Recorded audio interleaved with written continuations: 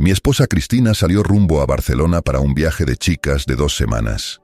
En el momento en que su coche desapareció por la esquina, mi hijo Mateo bajó las escaleras, caminando.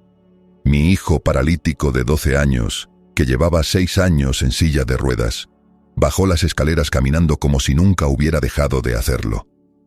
«Papá», me susurró con una urgencia que me heló la sangre. «Tenemos que salir de casa ahora mismo. Están en camino». Lo que descubrí en las siguientes horas no solo cambiaría mi vida para siempre, sino que revelaría un secreto que mi hijo había estado guardando en silencio absoluto. Un secreto que nos salvaría a ambos. Mi nombre es Carlos Moreno. Tengo 38 años y esta es la historia de cómo un sábado por la mañana todo lo que creía saber sobre mi familia se derrumbó, y de cómo mi hijo de 12 años me salvó la vida de una manera que jamás imaginé posible. El café aún estaba caliente cuando lo serví. A través de la ventana, observé a Cristina cargar la última maleta en su Mercedes. 2 semanas de viaje de chicas a Barcelona. 2 semanas sin su portapapeles, sus horarios y sus interminables pastillas para Mateo. 2 semanas es mucho tiempo, le había dicho la noche anterior. Las chicas y yo necesitamos esto, Carlos. No tienes idea de lo agotador que ha sido lidiar con todo aquí. Todo aquí. Así llamaba a nuestro hijo ahora. No Mateo. Todo. El Mercedes arrancó con un rugido. Cristina no volvió a entrar para despedirse. Ni siquiera saludó. Los neumáticos chirriaron mientras desaparecía por la esquina de nuestra urbanización en las afueras de Madrid. 14 días. Solo yo y Mateo. El sonido vino de detrás de mí. Pasos. Pasos normales y firmes bajando las escaleras. Mi taza de café se hizo añicos en el suelo. Mateo estaba al pie de la escalera, completamente erguido, caminando hacia mí con pasos decididos. Mi hijo paralítico de 12 años, que llevaba 6 años en silla de ruedas, caminaba como si nunca hubiera dejado de hacerlo. «Papá». Su voz era urgente, sin aliento. «Tenemos que salir de casa, ahora mismo». «Mateo, ¿qué? ¿Cómo?» «No hay tiempo». Agarró mi brazo con fuerza sorprendente. «Te lo explicaré todo, pero tenemos que irnos. Están viniendo». «¿Quién está viniendo?» «He estado fingiendo durante 4 años, papá. Si ella supiera que puedo caminar». Su voz se quebró. «Por favor, confía en mí. Las llaves. Ahora». Un motor rugió afuera. Un furgón grande entrando en nuestro camino de entrada. El rostro de Mateo palideció. Llegaron temprano. El garaje. Ahora. Agarré las llaves y corrimos. Mateo subió al Audi con agilidad imposible. Pulsé el abridor del garaje. La puerta comenzó su lento ascenso. A través del hueco vi botas, 2 pares, ropa oscura, pasamontañas, algo metálico en las manos. «¡Vamos!», gritó Mateo. Pisé el acelerador a fondo. El Audi salió disparado. Los hombres saltaron a un lado. Giré bruscamente y los neumáticos chillaron. «Conduce hacia el polígono industrial», dijo Mateo. «Cerca de los muelles. Trastero 247. La furgoneta nos seguía en el espejo retrovisor. «Mateo, dime qué demonios está pasando». Mi hijo se giró, lágrimas corriendo por su rostro. «Mamá ha estado intentando matarnos, a ambos, y tengo pruebas». Mi cerebro rechazó las palabras. «Cristina, mi esposa. ¿Asesinato? Eso es imposible». «Hace 4 años mis piernas empezaron a funcionar de nuevo», dijo Mateo rápidamente. «Los médicos lo llamaron un milagro, pero mamá aumentó mis medicamentos y empeoré. Mareado, débil. Un día fingí tomar las pastillas. Las escondí. Esquivé un coche más lento. ¿Estás diciendo que te envenenaba?» «Sí, para mantenerme paralizado. Y te está envenenando a ti también, papá. En tu café todas las mañanas. ¿No has notado lo cansado que has estado? ¿Lo confuso?» Lo había notado. Dios, lo había notado. El cansancio constante, los pensamientos lentos. «He estado observándola durante 4 años», continuó Mateo, fingiendo para que no supiera que lo descubrí, recopilando evidencia. «Papá, ella ha hecho esto antes. Su primer marido, Pablo Castillo, murió en un incendio hace 7 años. El seguro pagó casi 1 millón de euros, justo antes de casarse contigo. Las manos me temblaban sobre el volante. Has tenido pruebas durante 4 años y nunca me lo dijiste». Tenía 8 años cuando lo descubrí. ¿Quién me habría creído? Ella te vigila todo el tiempo. Tenía que esperar hasta que se fuera. Entré en las instalaciones de almacenamiento. La furgoneta mantenía su distancia, cautelosa. Mateo señaló el trastero 247. Marcó un código en el teclado. La puerta se enrolló hacia arriba. Toda la unidad era un centro de mando. Portátiles, cámaras, cajas de archivos, una pared cubierta de fotografías y documentos conectados con cuerdas. En el centro, la fotografía de un hombre joven, sonriendo. Pablo Castillo.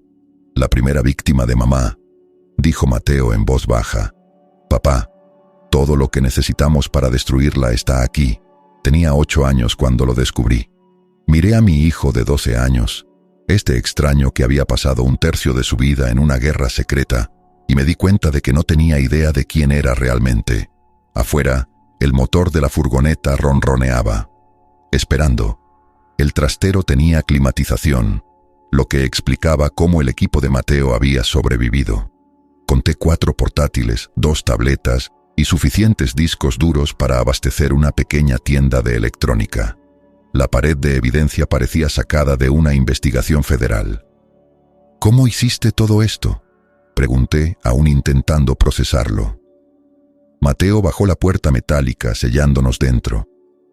Tuve ayuda, más o menos. Se movió hacia uno de los portátiles y lo abrió. Después de descubrir lo que mamá estaba haciendo, supe que tenía que ser inteligente. Empecé con lo básico: fingir estar dormido cuando ella pensaba que estaba sedado por la medicación. Escuchaba cosas, llamadas telefónicas, conversaciones con la abuela Margarita. ¿Tu abuela lo sabe? ¿Saberlo? La risa de Mateo era amarga, demasiado adulta para alguien tan joven. Ella lo planeó. Este es el negocio familiar, papá. Abrió un archivo y me encontré mirando un árbol genealógico, la familia Romero. Pero no era normal. Junto a varios nombres había fechas, cantidades de dinero y la palabra fallecido. 3 generaciones, dijo Mateo suavemente. Las mujeres Romero se casan con hombres con dinero o buen seguro de vida. Los envenenan lentamente, los hacen dependientes y luego escenifican accidentes. Incendios domésticos principalmente, aunque la tía Débora ahogó a su segundo marido. El esposo de la prima Trini tuvo un accidente de coche. Clicó a través de archivos. He documentado 12 casos en 30 años. Me sentí mareado. Había conocido a Margarita Romero docenas de veces. La dulce abuela que traía galletas a las reuniones familiares, que había ayudado con Mateo después del accidente, que había estado en nuestra casa incontables veces con acceso a todo. El trastero, dije. ¿Cómo lo alquilaste? Tienes 12 años. No lo hice. Pablo Castillo lo hizo. Abrió otro documento. Antes de morir, alquiló esta unidad. Encontré la llave en una caja de cosas de mamá que ella creía haber escondido. Había una carta dentro. Él sabía que algo estaba mal. Estaba documentándola también, pero no lo descubrió a tiempo. Abrió una pequeña caja fuerte y sacó una carta escrita a mano. Reconocí el pánico controlado en la escritura temblorosa. Si estás leyendo esto, probablemente estoy muerto. Cristina no es quien parece. He estado enfermo durante meses. Los médicos no pueden averiguar qué me pasa. Ella insiste en manejar toda mi medicación. He empezado a sospechar. La carta terminaba ahí, sin terminar. Imaginé a Pablo Castillo sentado en este mismo trastero, corriendo contra el tiempo para documentar sus sospechas antes de que el veneno que Cristina usaba hiciera efecto total. Había perdido la carrera. He estado añadiendo a su investigación, dijo Mateo. Cada vez que mamá pensaba que estaba dormido, yo estaba observando, escuchando, grabando. Ella y la abuela Margarita hablaban en mi habitación a veces, pensando que estaba inconsciente por la medicación. Discutían el plan, la cronología, el dinero del seguro. Caminé por el pequeño espacio intentando organizar mis pensamientos en espiral. Los hombres de afuera, la furgoneta. Vicente Herrera y Raúl Pimentel trabajan para la abuela Margarita. Han hecho esto antes, escenificado los accidentes, los hicieron parecer naturales. Esta noche se suponía que era nuestro turno. La voz de Mateo se endureció. Pero he estado listo. Cambié las tarjetas SIM de las cámaras de seguridad de nuestra casa hace 3 meses. Todo lo que pase allí esta noche se grabará en un servidor en la nube que ellos no conocen. Me detuve y realmente miré a mi hijo. Mateo se mantenía más erguido de lo que recordaba. Hombros hacia atrás, mandíbula firme. Había acero en esos ojos grises. Lo que los últimos 4 años le habían hecho, vivir una mentira, observar a su madre planear su asesinato, había forjado algo inquebrantable. «Tenemos que llamar a la policía», dije. «No». La respuesta de Mateo fue inmediata. «Todavía no. No tenemos suficiente. Todo lo que tengo es circunstancial. Las grabaciones de un niño podrían descartarse. La evidencia sobre Pablo Castillo es antigua. Un buen abogado lo destrozaría». Señaló la pared. «Necesitamos más. Necesitamos que realmente lo intenten, que cometan el crimen. Entonces los tendremos». «¿Estás loco?». Mi voz se elevó. «¿Quieres dejar que queme nuestra casa con nosotros supuestamente dentro? Ya piensan que vamos a estar dentro». Mateo se movió a otro portátil y abrió una transmisión en vivo. Mostraba nuestra casa, múltiples ángulos. Reconocí nuestro salón, cocina, la habitación de Mateo. Instalé cámaras ocultas por todas partes. Vamos a verlos hacerlo, documentar todo y luego... Abrió otra pantalla mostrando borradores de correos, archivos de video en cola.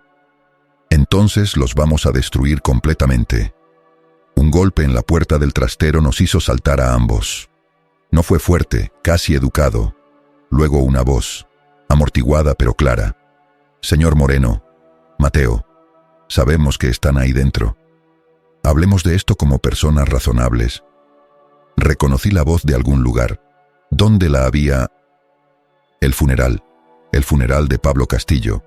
Cristina me había arrastrado allí hace 7 años cuando recién empezábamos a salir. Me había presentado a gente de su vida. Uno de ellos había sido esta voz. Mateo abrió una fotografía en su portátil. Un hombre de unos 50 años, cabello canoso, sonrisa amigable. El tipo de cara en la que confiarías. «Vicente Herrera», susurró Mateo. «El novio de la abuela Margarita. Ha matado al menos a 5 personas que puedo probar». «Solo queremos hablar», continuó Vicente. «Ha habido un malentendido. Tu madre está preocupada por ti, Mateo. Nos pidió que te revisáramos cuando no respondiste tu teléfono. Miré a mi hijo, que negaba con la cabeza. Está mintiendo. Mamá ha estado enviándoles mensajes toda la mañana. Vi los mensajes en su iPad antes de que se fuera». Sacó capturas de pantalla. Efectivamente, mensajes entre Cristina y Vicente. «Ambos estarán dormidos para las 22:00. Que parezca eléctrico. Quiero que esté hecho antes de medianoche».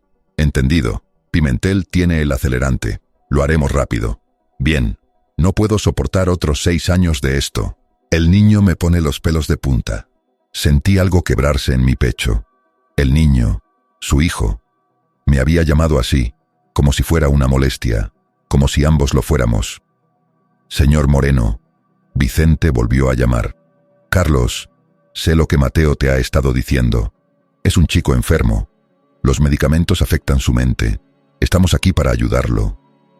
Mateo me mostró un video. Tenía fecha de hace 3 meses. Imágenes granuladas de una cámara oculta mostraban a Cristina en la habitación de Mateo tarde por la noche. Sostenía una jeringa. Observé, con el horror creciendo, mientras ella inyectaba algo en la vía intravenosa de Mateo, la que ella insistía que necesitaba para nutrición nocturna. «Diazepam líquido», susurró Mateo. «Suficiente para mantenerme sedado durante 12 horas. He estado cambiando mis bolsas de suero durante meses, llenándolas con solución salina, dejando que ella pensara que funcionaba». La puerta metálica del trastero se estremeció. Estaban intentando forzarla. «Tenemos que irnos», dije. «Ahora, ¿hay otra salida?» Mateo ya se estaba moviendo, sacando una mochila de detrás de las cajas de archivos. «Planeé para esto. Hay un conducto de ventilación en la esquina trasera. Conecta con la unidad siguiente que también alquilé bajo un nombre falso. Podemos salir por ahí, llegar al coche que tengo aparcado 2 filas más allá». «¿Tienes un coche?» «Es el viejo Honda de Pablo Castillo. Encontré las llaves y el título en el trastero. Lo he mantenido en buen estado». Mateo estaba desatornillando la cubierta del ventilador con eficiencia práctica. He tenido 4 años para planear cada posibilidad, papá. Confía en mí. La puerta se estremeció de nuevo, más fuerte esta vez. Teníamos tal vez 1 minuto antes de que se diera. Agarré la mochila que me pasó Mateo, observando cómo mi hijo reunía portátiles y discos duros específicos con la precisión de alguien que había ensayado este escape. «Ve», dijo Mateo señalando el conducto abierto. «Yo iré justo detrás de ti». Me metí en el conducto de ventilación, el metal frío contra mis manos. Detrás de mí, escuché a Mateo seguirme. Luego el sonido de la puerta del trastero finalmente cediendo, gritos, pasos, pero ya nos habíamos ido, moviéndonos por la oscuridad hacia lo que viniera después. El Honda que Pablo Castillo había conducido hace 7 años era un Civic gris con una abolladura en la puerta del pasajero. Arrancó al primer intento. Salimos por la salida trasera de las instalaciones mientras Vicente y su compañero aún registraban la unidad. Conduje sin rumbo al principio, solo poniendo distancia entre nosotros y el peligro. «¿A dónde vamos?», pregunté finalmente. Mateo tenía 3 portátiles abiertos en su regazo, los dedos volando sobre los teclados. Motel 6 en la M40. Reservé una habitación hace 3 días bajo el nombre de Pablo Castillo. Pagué en efectivo. No nos buscarán allí. Tienes 12 años. ¿Cómo reservaste? Parezco mayor cuando uso la ropa adecuada y hablo con confianza. La gente ve lo que espera ver. Mateo no levantó la vista de sus pantallas. He salido de casa docenas de veces en los últimos 4 años. Mamá pensaba que estaba paralizado y sedado. Esperaba hasta que ella dormía, luego salía unas horas, ordenadores de bibliotecas, cafeterías con wifi, construyendo este caso. Mis manos se tensaron en el volante. Mi hijo, mi brillante y aterrador hijo. Mateo, eres un niño. No deberías haber tenido que... pero tuve que hacerlo. Ahora me miró y vi el peso que cargaba, la soledad de todo, porque si no lo hacía, ambos estaríamos muertos. La verdad se instaló sobre nosotros como ceniza. Conduje en silencio mientras mi hijo de 12 años coordinaba nuestra supervivencia con la precisión de un agente experimentado. El Motel 6 apareció a la derecha, un edificio deteriorado de 2 pisos, perfecto para desaparecer. La habitación que Mateo había reservado estaba en el 2º piso, esquina, con vista al aparcamiento. Dentro olía a humo de cigarrillo y limpiador industrial. 2 camas dobles, un televisor atornillado al tocador, cortinas que habían visto décadas mejores. Pero era seguro, por ahora. Mateo inmediatamente montó sus portátiles en la pequeña mesa, creando un centro de mando. Lo observé trabajar, este extraño que parecía mi hijo. «Durante 4 años», dije en voz alta. «Has estado interpretando este papel durante 4 años, fingiendo estar paralizado». «Era necesario», dijo Mateo conectando un disco duro, «pero también horrible. No te voy a mentir, papá. Hubo momentos en los que quería decírtelo tanto, momentos en los que casi me quiebro, pero no podía arriesgarme. Si mamá sospechaba por un segundo que yo sabía, habría acelerado la cronología. Estaríamos muertos». Me senté en la cama, de repente exhausto. «Tu infancia. No puedo devolvértela. Lo sé». La voz de Mateo se suavizó. «Pero estoy vivo. Ambos estamos vivos. Y vamos a asegurarnos de que paguen por lo que hicieron. La policía no será suficiente», dijo Mateo girándose hacia mí completamente. «He pensado en esto durante 4 años, papá. Todos los ángulos. Si vamos a la policía ahora, ¿qué tenemos? Algunas grabaciones que podrían llamarse rumores. Evidencia sobre la muerte de Pablo Castillo que se dictaminó accidental hace 7 años. Pastillas que robé que podrían explicarse de otra manera». Hizo una pausa. «Y la abuela Margarita tiene conexiones. Su hermano es juez, su sobrino es fiscal. Los Romero llevan 30 años haciendo esto porque saben cómo hacer que desaparezca». Mi estómago se revolvió. «Entonces, ¿qué estás diciendo?» «Digo que necesitamos pruebas irrefutables.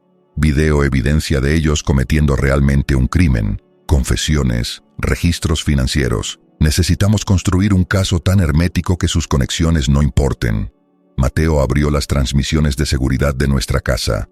«Esta noche vamos a conseguirlo. Las pantallas mostraban múltiples ángulos de nuestra casa vacía.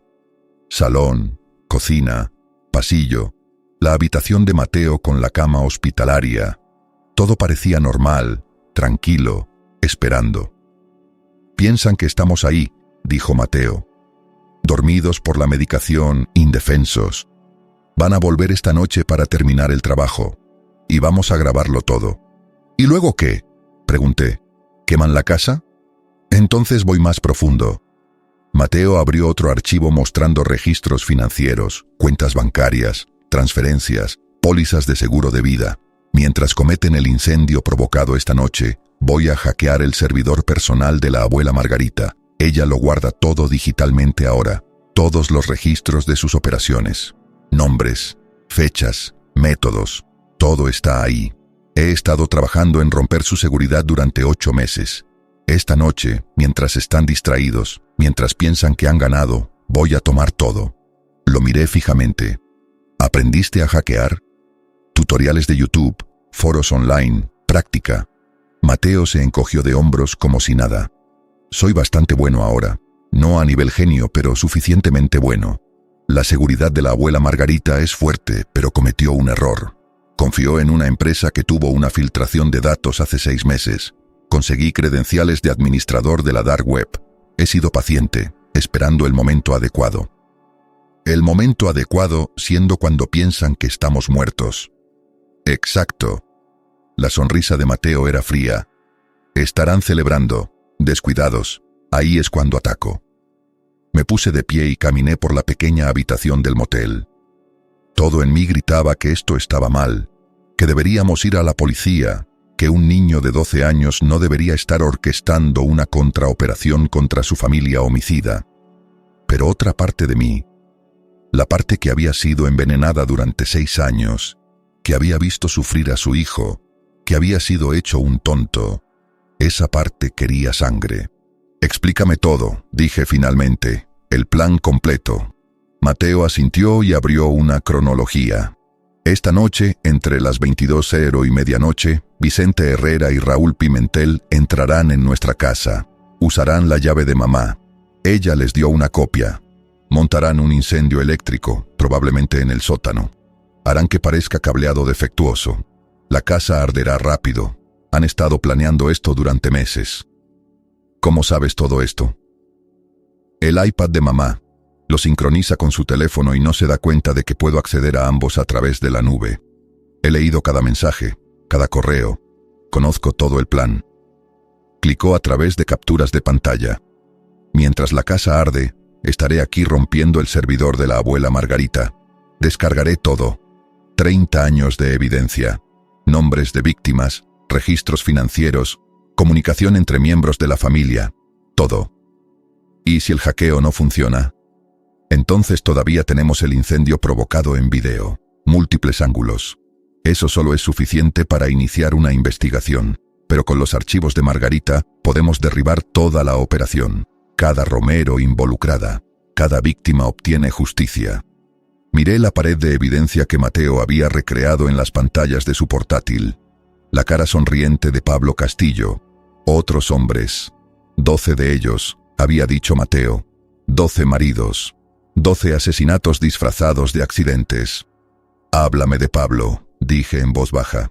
Mateo abrió una carpeta. Dentro había docenas de fotos, documentos, incluso archivos de video. Era ingeniero de software. Conoció a mamá en una conferencia tecnológica en Valencia. Romance relámpago. Casados en 6 meses. Tenía una póliza de seguro de vida de 800.000 euros a través de su empresa. La voz de Mateo era clínica, distante. Empezó a enfermarse 8 meses después del matrimonio. Fatiga crónica, debilidad muscular, confusión. Los doctores no encontraban nada mal. ¿Te suena familiar? Demasiado familiar. Lo descubrió unas 2 semanas antes de morir. Empezó este trastero, empezó a documentar, pero se le acabó el tiempo. Mateo abrió imágenes de seguridad, granuladas, de hace 7 años. Mostraban una casa que no reconocía, visión nocturna, y luego llamas, incendio eléctrico. La investigación dijo que Pablo fue encontrado en su dormitorio. Inhalación de humo. El seguro pagó. Mamá fue la viuda afligida. Se mudó a Madrid 6 meses después y te conoció. Sentí bilis subir por mi garganta. Yo era el siguiente. Eras el siguiente. Los ojos de Mateo se endurecieron. Pero ella quedó embarazada de mí, y creo que eso complicó las cosas.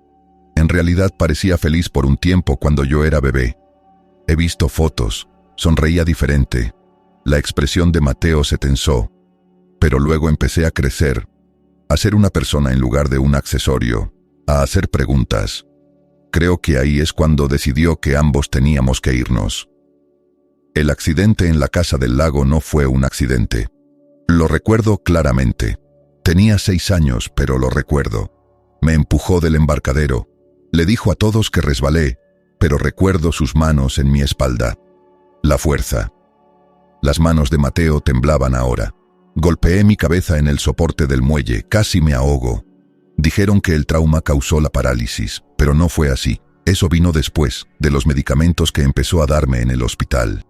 Me moví al lado de mi hijo y puse una mano en su hombro. Mateo se estremeció al principio, luego se relajó en el toque. ¿Cuánto tiempo había pasado desde que realmente lo había tocado? La cama hospitalaria había creado distancia, la silla de ruedas, el monitoreo constante. Cristina había controlado todo contacto físico, todo cuidado. Lo siento, dije. Debería haberlo visto, debería haberte protegido. Tú también estabas siendo envenenado. Mateo me miró y vi lágrimas amenazando. No te culpo, papá, la culpo a ella, los culpo a todos ellos, y voy a hacer que paguen. La determinación en esos ojos jóvenes era feroz, inquebrantable. De acuerdo, dije. Lo hacemos a tu manera, pero tengo condiciones. ¿Qué condiciones? Te quedas aquí. Tú ejecutas el lado técnico, el hackeo, las grabaciones, coordinas todo. Pero si algo sale mal, si descubren que no estamos en la casa, yo soy quien lo maneja. No tú. Ya has sacrificado 4 años de tu infancia. No sacrificas nada más. Mateo empezó a protestar, pero lo interrumpí. Lo digo en serio. Has sido el adulto durante demasiado tiempo. Déjame ser tu padre. Déjame protegerte aunque sea 4 años tarde. Algo en la expresión de Mateo se derrumbó. La fachada adulta se deslizó y por un momento vi al niño asustado debajo.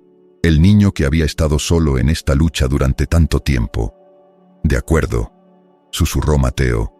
De acuerdo, papá. Pasamos las siguientes horas preparándonos. Mateo me guió por cada sistema, cada transmisión de cámara, cada plan de contingencia. El niño había pensado en todo. Energía de respaldo para las grabaciones, servidores redundantes múltiples, contactos de emergencia que recibirían la evidencia si algo salía mal. ¿Quiénes son estos contactos?, pregunté mirando la lista.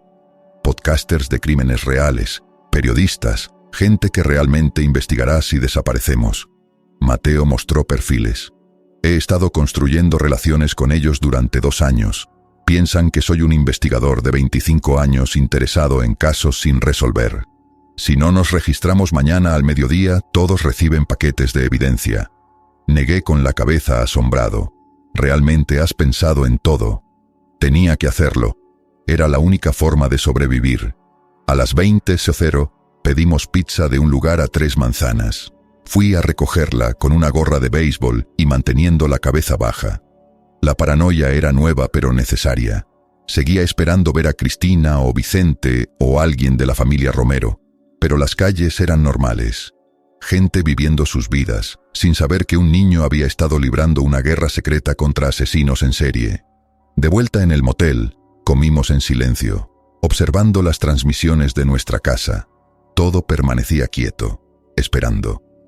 A las 21:30, el portátil de Mateo emitió un pitido. Un mensaje de texto al teléfono de Cristina, que Mateo estaba monitoreando. Listos para entrar. Pimentel tiene todo. 22:45 entrada. La respuesta de Cristina llegó rápidamente. Que sea limpio. Quiero poder volver a casa con cenizas. Sentí mi última pizca de duda evaporarse. Esto era real. Mi esposa me quería muerto. Quería a nuestro hijo muerto. Lo había estado planeando durante meses, quizá años. Es hora, dijo Mateo. Empezó a teclear, sus dedos volando por múltiples teclados. Ventanas se abrían y cerraban en las pantallas. Código se deslizaba. Estoy iniciando el hackeo en el servidor de la abuela Margarita. Tardará 1 hora en romper la seguridad, luego otra hora en descargar todo. Eso les da tiempo para cometer el incendio provocado. Tiempo para ser descuidados. Observé el reloj. 22:00, 22:15, 22:30. A las 22:43, las cámaras de seguridad captaron movimiento. Una furgoneta oscura entraba en nuestro camino de entrada. Luces apagadas. 2 figuras emergían. Vicente Herrera y otro hombre, Raúl Pimentel, supuse. Se movían con eficiencia practicada hacia la casa. «Están usando la llave de mamá», narró Mateo ampliando una cámara. «Entrando por la puerta principal. ¿Ves cómo llevan bolsas? Ese es el acelerante y dispositivos de ignición». Observé mi casa ser invadida. Estos hombres caminaban por mi sala de estar, mi cocina, el pasillo donde Mateo había dado sus primeros pasos. Eran casuales al respecto, experimentados. «Acceso al sótano», continuó Mateo. La cámara mostraba cómo abrían la puerta del sótano. «Montarán múltiples puntos de ignición. Lo harán parecer un circuito sobrecargado. El fuego se extenderá por las paredes, cortará rutas de salida. Habríamos muerto dormidos, sin saber nunca qué pasó».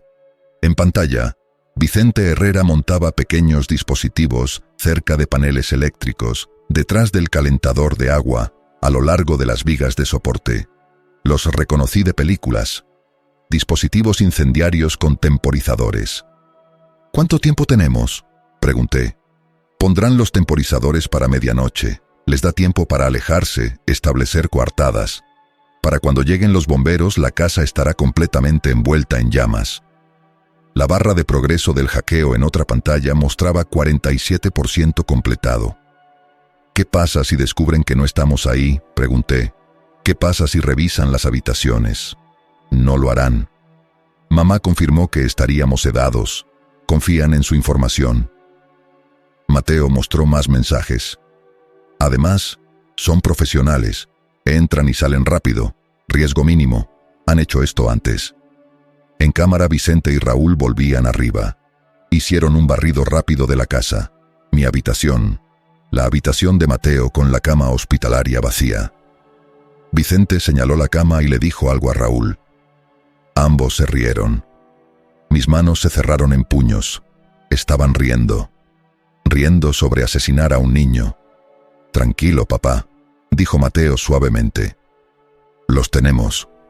Todo esto se está grabando en tiempo real en 3 servidores separados. Respaldo en la nube.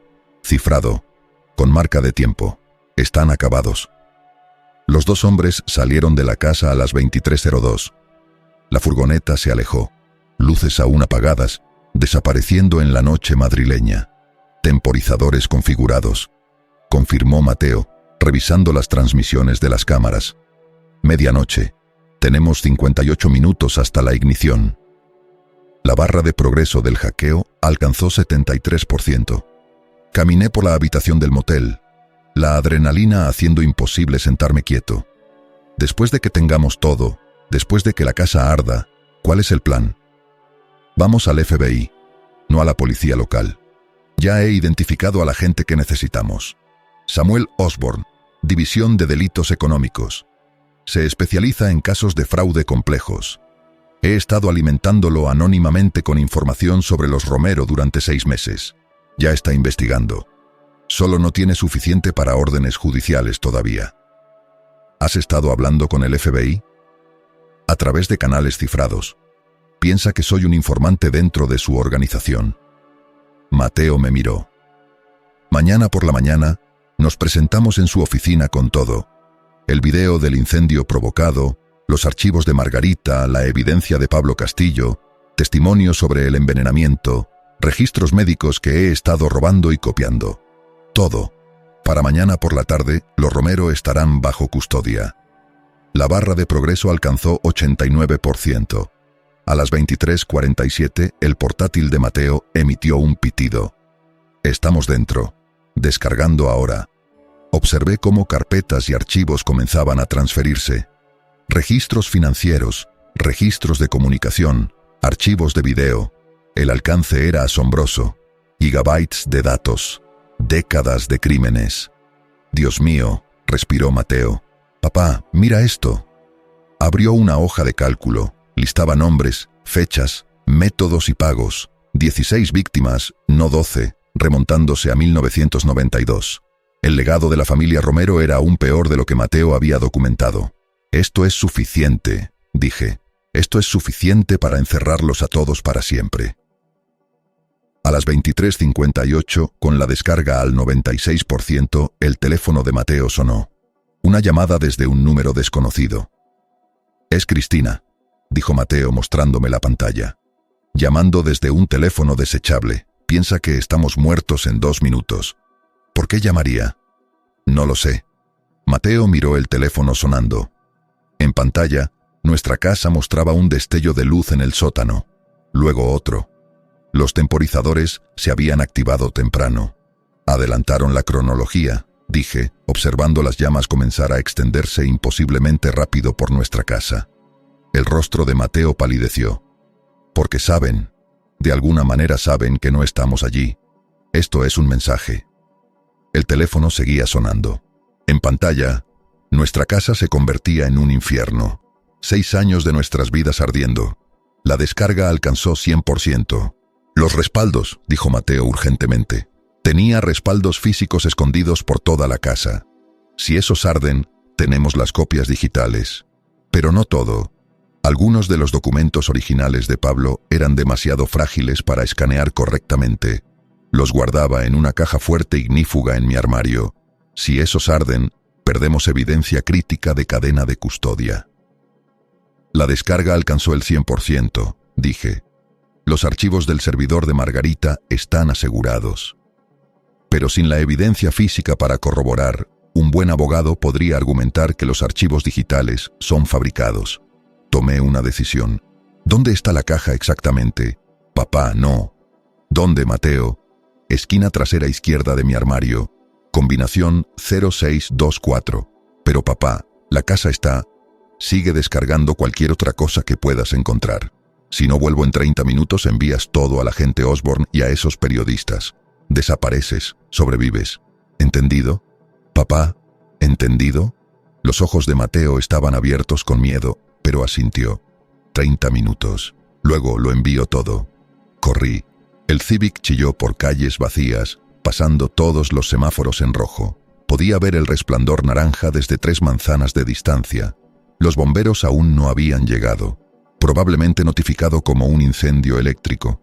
Baja prioridad comparado con emergencias reales. Aparqué calle abajo y corrí hacia mi casa en llamas. El calor me golpeó como un muro, pero la puerta principal aún estaba intacta. El humo salía de las ventanas, pero la estructura principal aún no había colapsado. Me tiré la camisa sobre la boca y pateé la puerta. El humo llenó mis pulmones inmediatamente. Quemaba, asfixiaba. Me agaché y me moví rápido. Sala de estar. Pasillo. Las llamas rugían detrás de las paredes, devorando la casa como si estuviera hecha de papel. La habitación de Mateo. La puerta estaba caliente al tacto. Me envolví la mano con mi camisa y giré la manija. La habitación estaba espesa de humo, pero aún no ardía.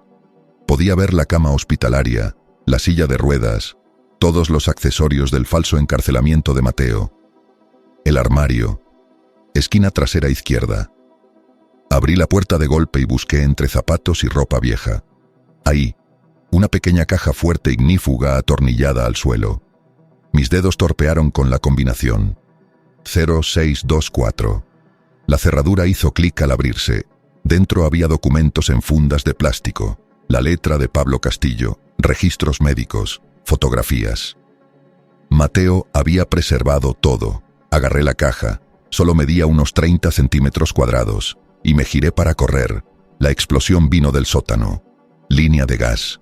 Mi mente lo registró distantemente. La casa se estremeció. El suelo bajo mí se pandeó, y de repente estaba cayendo a través de fuego y humo y madera colapsada. Golpeé algo duro. El dolor explotó por mi hombro, mis costillas, pero mis manos aún agarraban la caja. A través de las llamas rugientes y el zumbido en mis oídos, escuché sirenas. Finalmente, los bomberos.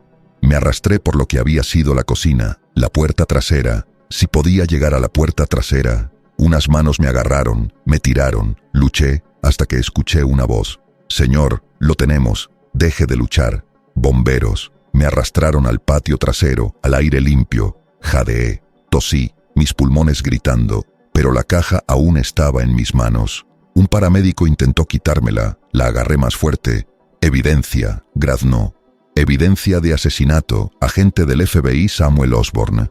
Me miraron como si estuviera loco, pero uno de ellos debió creerme porque me dejaron conservarla mientras me cargaban en una ambulancia. Mi teléfono, de alguna manera aún en mi bolsillo, vibró. Un mensaje de Mateo. Papá, respóndeme. ¿Estás vivo? Con dedos temblorosos y quemados, escribí de vuelta. Lo conseguí. Estoy bien. Nos vemos con el agente Osborn mañana. Los tenemos. La ambulancia se alejó de mi casa en llamas, sirenas aullando. A través de la ventana trasera, observé mi vida convertirse en cenizas. Pero apretada contra mi pecho estaba todo lo que necesitábamos para destruir a las personas que intentaron destruirnos. La justicia venía para los Romero, e iba a arder tan caliente como este fuego. Los papeles de alta del hospital decían que tenía quemaduras de 2º grado en manos y antebrazo, inhalación de humo, costillas magulladas y una posible conmoción cerebral. El doctor quería mantenerme en observación durante la noche. Me di de alta contra consejo médico y llamé un Uber para que me llevara de vuelta al Motel 6. Mateo estaba caminando por el aparcamiento cuando llegué a las 3:00 de la madrugada. En el momento en que me vio, se derrumbó. Corrió hacia mí. Me abrazó con cuidado, consciente de los vendajes. «Estás loco», dijo entre lágrimas. «Completamente loco. Pensé que te había perdido». «Hice una promesa», dije. «Te dije que te protegería». Eso significaba conseguir la evidencia. Entramos.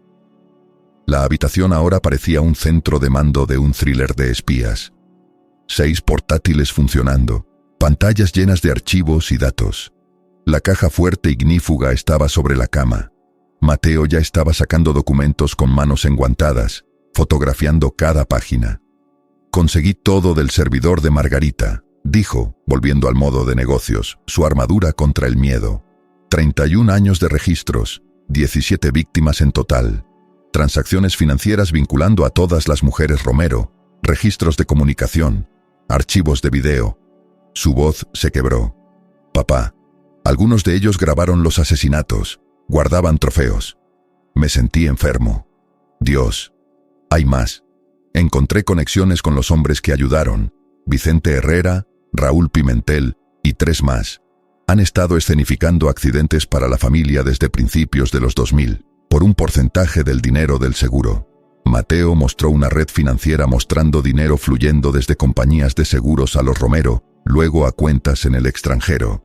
Es toda una red, y ahora lo tenemos todo. El agente Osborn querrá ver esto a primera hora de la mañana. Ya programado. Llamé a su línea de emergencia para informantes hace 1 hora. Dejé un mensaje diciendo que era el informante con el que ha estado comunicándose y que tengo evidencia relacionada con una serie de asesinatos disfrazados de accidentes. Me devolvió la llamada 20 minutos después. Nos reunimos con él a las 8:00 de la mañana en la oficina del FBI en el centro. Miré a mi hijo, este increíble, dañado, brillante niño de 12 años que había estado luchando una guerra solo. «¿Cómo te sientes?»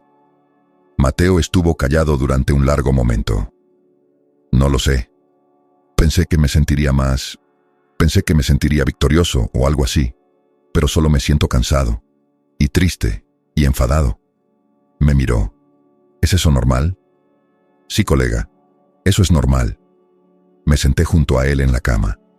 «Acabas de ver tu casa de la infancia arder. Acabas de exponer a tu madre como asesina en serie. Nada de esto es normal. Pero lo que estás sintiendo, eso es lo más sano que has dicho en toda la noche».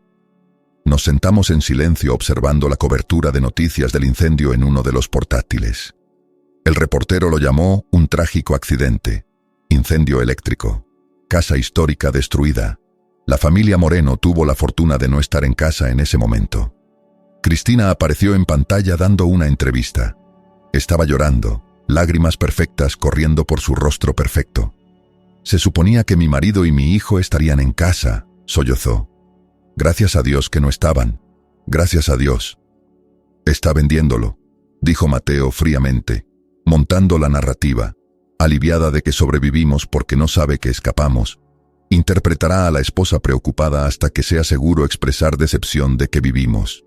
Observé a mi esposa mentir a las cámaras, mentir al reportero, mentir al mundo.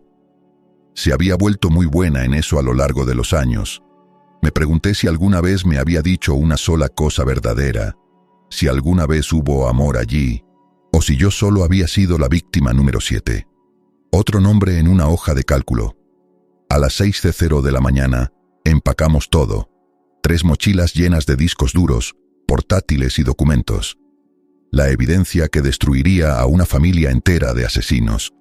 Conduje hasta el edificio del FBI, una torre de oficinas anodina en el centro de Madrid. Llegamos temprano, nos sentamos en el garaje esperando. Última oportunidad para echarse atrás, dije, aunque no lo decía en serio. Mateo sonrió. Una sonrisa real. La primera que había visto en... No podía recordar cuánto tiempo. Ni hablar. Vamos a terminar esto. A las 8:00 en punto, caminamos hacia el vestíbulo. Di nuestros nombres a seguridad y dije que teníamos una reunión con el agente Osborne. 10 minutos después, Samuel Osborne mismo bajó a recibirnos. Tenía unos 40 años, canoso en las sienes, con el tipo de ojos que habían visto demasiado. Nos miró. Un hombre quemado y un niño que debería estar en secundaria, y vi el momento en que hizo el clic del reconocimiento. «Tú eres el informante», dijo Osborne a Mateo, «el que me ha estado alimentando información sobre los Romero». «Sí, señor. Y tenemos todo lo que necesita para arrestarlos, a todos». Osborne nos estudió durante un largo momento. Luego señaló los ascensores. «Vengan conmigo, veamos qué tienen». Pasamos 6 horas en una sala de conferencias desplegándolo todo. Los archivos digitales del servidor de Margarita, los documentos de Pablo Castillo, el video del incendio provocado, registros médicos mostrando el envenenamiento, los 4 años de vigilancia y documentación de Mateo, registros financieros rastreando dinero de seguros a través de múltiples asesinatos. Osborne trajo otros agentes, especialistas técnicos, fiscales de la Fiscalía General del Estado. Observaron los videos de Vicente y Raúl montando el incendio. Leyeron los mensajes de texto entre Cristina y sus cómplices. Vieron la hoja de cálculo de víctimas que databa de 1992. A las 14:00 se estaban redactando órdenes de arresto. A las 16:00, equipos tácticos se movilizaban. A las 18:00, Mateo y yo observamos desde la oficina de Osborne mientras las noticias estallaban. Múltiples arrestos en un complejo plan de asesinato por contrato. Cristina Moreno, Margarita Romero, Vicente Herrera, Raúl Pimentel y 3 más, puestos bajo custodia. Cargos federales incluyendo asesinato, conspiración para cometer asesinato, fraude de seguros e incendio provocado. La foto policial de Cristina apareció en pantalla. Se veía conmocionada, confundida, como si no pudiera entender cómo había pasado esto, cómo la habían atrapado. «Intentará hacer un trato», dijo Osborne. «Siempre lo hacen, pero con esta cantidad de evidencia, con tantas víctimas, las directrices federales de sentencia no dejan mucho margen para la indulgencia. Está mirando cadena perpetua sin libertad condicional. Todos ellos». Sentí la mano de Mateo deslizarse en la mía. Su mano pequeña y cálida y viva. «Se acabó», susurró Mateo. «Ganamos». «Sí», dije, «ganamos». Pero mientras caminábamos fuera del edificio del FBI esa tarde, supe que no había terminado realmente. Habría juicios, atención mediática, terapia para Mateo, años procesando el trauma. El camino por delante era largo y complicado, pero estábamos juntos, estábamos vivos, y las personas que intentaron destruirnos estaban enfrentando justicia. Por ahora, eso era suficiente. El juicio comenzó 9 meses después de los arrestos. Mateo y yo nos sentamos en la galería, observando mientras la fiscalía desplegaba su caso. La sala estaba llena, medios, familias de víctimas, observadores legales. Este era el tipo de caso que se estudiaría durante años. Cristina se sentaba en la mesa de la defensa, viéndose más pequeña de lo que recordaba. La prisión había despojado su pulcritud, su fachada cuidadosamente mantenida. Se veía cansada, derrotada. Cuando sus ojos encontraron los míos a través de la sala, había algo en ellos que nunca había visto antes. Miedo. El caso de la fiscalía fue metódico. Presentaron la evidencia en orden cronológico, empezando con la víctima más antigua en 1992 y avanzando. Cada caso seguía el mismo patrón: matrimonio, aislamiento, envenenamiento, accidente escenificado, pago de seguro. 17 hombres, 17 familias destruidas. Cuando llegaron al caso de Pablo Castillo, reprodujeron su video testimonio, las grabaciones que había hecho en el trastero antes de morir, su voz temblorosa pero determinada, describiendo sus sospechas, mostrando las pastillas que había guardado en secreto, explicando que si alguien estaba viendo esto, significaba que Cristina lo había matado. Varias personas en la galería lloraron. Luego vino nuestro caso. El video del incendio provocado se reprodujo en pantallas por toda la sala. Imágenes cristalinas de Vicente Herrera y Raúl Pimentel montando dispositivos incendiarios por toda la casa. Mensajes de texto entre Cristina y Vicente planeando el asesinato. Registros médicos mostrando el envenenamiento.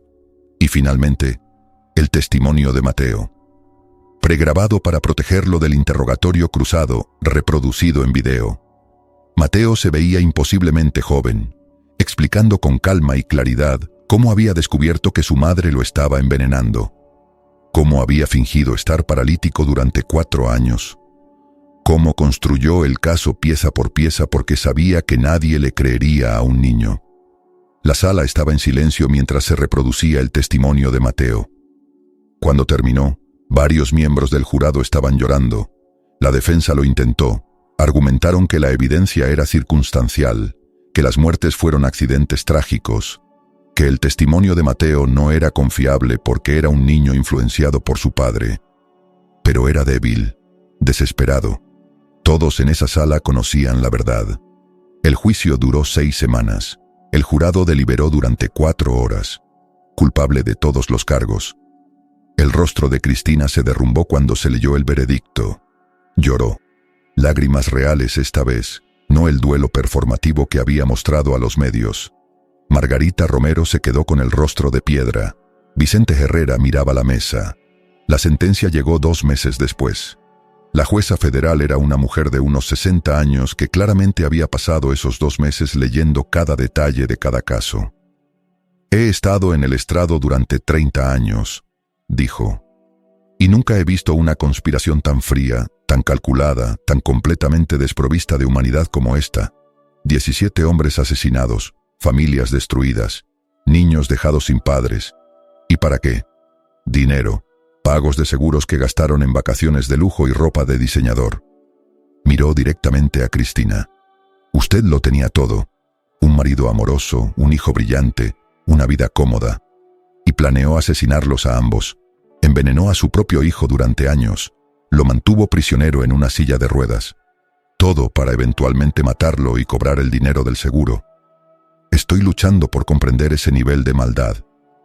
Cristina intentó hablar. La jueza la cortó.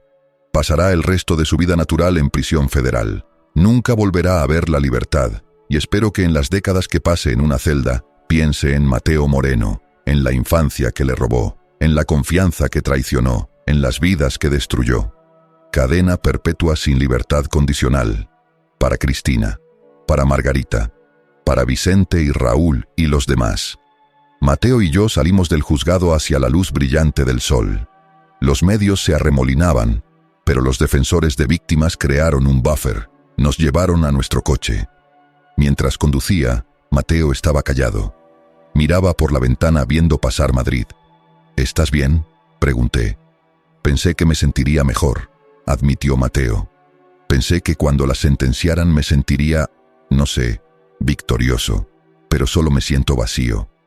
La justicia no arregla el trauma, dije. Solo cierra el ciclo. Te da permiso para seguir adelante. ¿Podemos seguir adelante? Pensé en ello. Sí, creo que podemos. Tomará tiempo, terapia, trabajo, pero podemos construir algo nuevo, algo mejor. Mateo asintió lentamente. ¿Podemos irnos de Madrid? Empezar de nuevo en algún lugar nuevo. ¿A dónde quieres ir? No lo sé. En algún lugar cálido, en algún lugar sin recuerdos. Podemos hacer eso, dije. Podemos hacer lo que quieras, colega.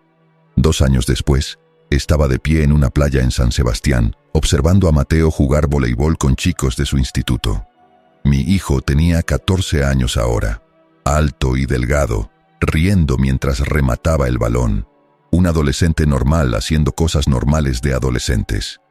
Nos habíamos mudado al norte 18 meses atrás. Empezar de nuevo. Encontré trabajo con una firma de arquitectura. Mateo se inscribió en un colegio privado con un excelente programa de orientación informado sobre trauma. Fuimos a terapia, individual y familiar. Hicimos el trabajo. Mateo todavía tenía pesadillas a veces. Todavía luchaba con la confianza. Pero estaba mejorando, haciendo amigos, jugando deportes, siendo un niño.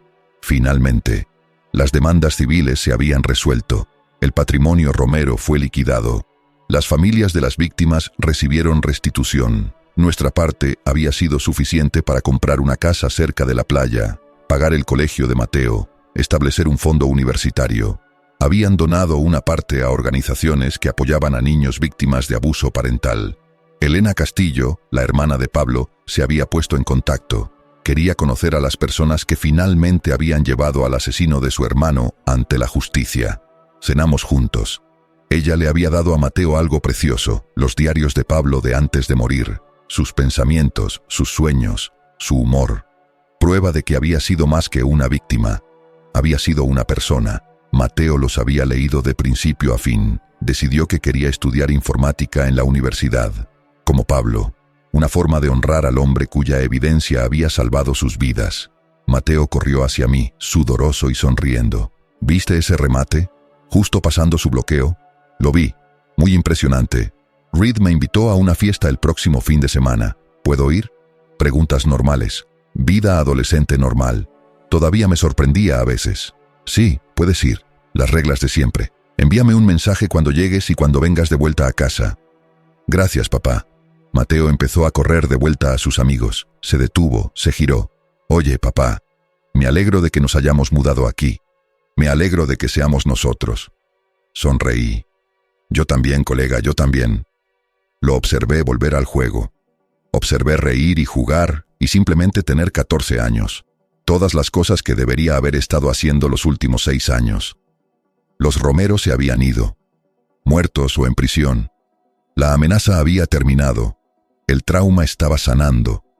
Y Mateo y yo estábamos construyendo algo nuevo. No perfecto. No sin daño, pero suyo, real, verdadero. En la playa de San Sebastián, con Mateo riendo bajo el sol, finalmente me permití creer que había terminado. Habíamos sobrevivido, habíamos ganado, y estábamos juntos. Íbamos a estar bien. Si esta historia te impactó, por favor dale like a este video, suscríbete a Historias con Alma y comparte tus pensamientos en los comentarios. ¿Conoces a alguien que haya pasado por algo similar? ¿Crees que Carlos hizo lo correcto? Déjanos tu opinión abajo. Para escuchar la siguiente historia, haz clic en el video que aparece en pantalla. Gracias por estar aquí.